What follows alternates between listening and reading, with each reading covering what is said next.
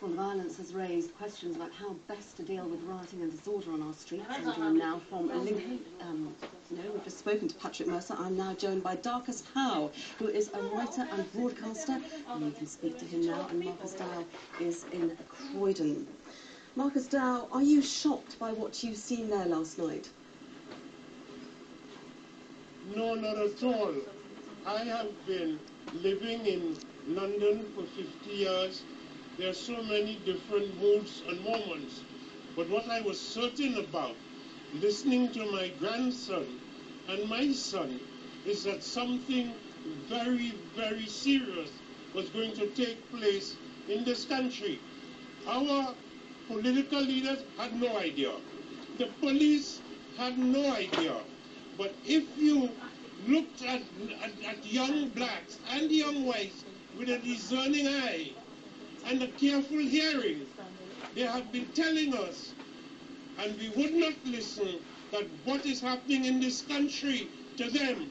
Mr. Howe, if I can just stop you, Mr. Howe, for a moment. You say you're not shocked. Does this mean that you condone what happened in your community last night?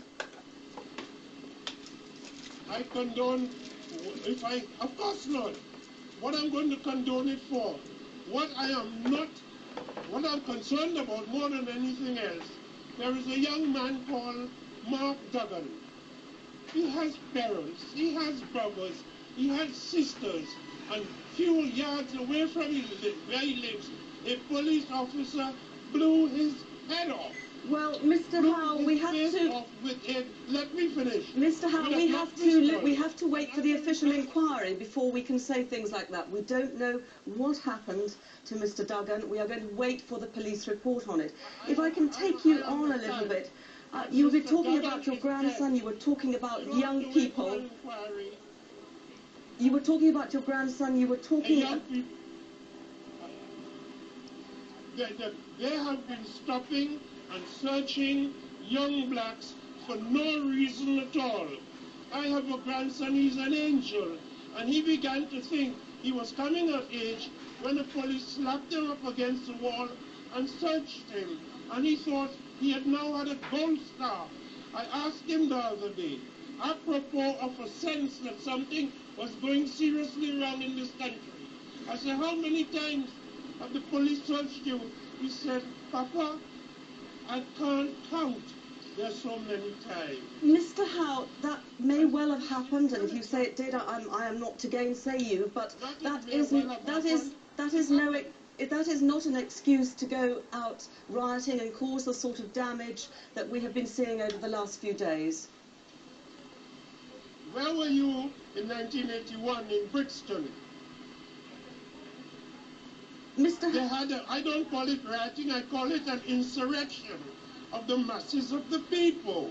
It is happening in Syria, it is happening in Clapham, it's happening in Liverpool, it's happening in Port of Spain, Trinidad, and that is the nature of the historical moment. Mr. Howe, Mr. Howe, if I can just ask you, you are not a stranger to riots yourself, I understand, are you? You have taken part in them yourself. I have never taken part in a single riot. I've been on demonstrations that ended up in a conflict, and have some respect for an old West Indian Negro and stop accusing me of being a rioter. Because you won't tickle me to get abusive. You just sound idiotic.